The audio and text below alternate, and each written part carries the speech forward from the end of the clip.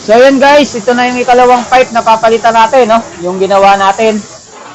Ito na yung sa tank cleaning line natin, pangalawa na, no? Alright, may dumaan doon sa taas, no? Kaya maingay. Ayan. So natanggal na nung ating dalawang AD yung mga bolt.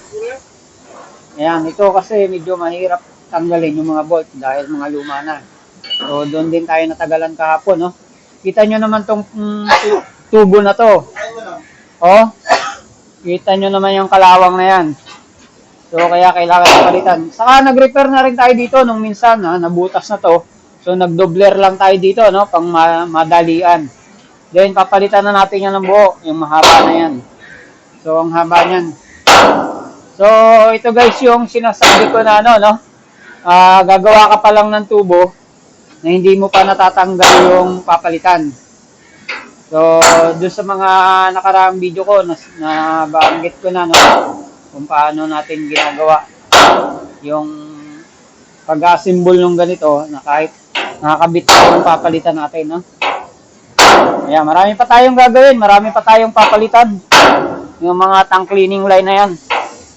Marami yan hanggang doon sa forward.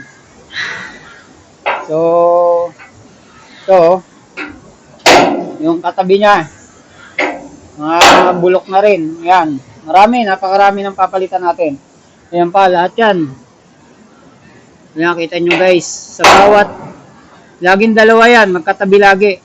Tank cleaning line, tsaka seawater at tsaka fresh water, no? Ayan, kasalukuyan tayong bumabiyahe.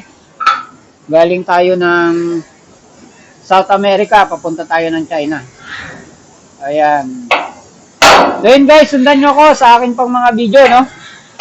Sundan nyo lang dito sa aking YouTube channel at sa aking Facebook page. Sa mga gustong matutunan ng trabaho ng isang fitter o gustong matutunan yung mga trabaho ng welder na kung paano magkabit ng mga fans at saka mga pipe, no? Marami tayong ginagawang tutorial na sana makatulong sa inyo, sa ating mga kabayan. So, see you on my next video. Kasi pag natanggal natin to, mamaya, ikakabit naman natin yung bago. Alright.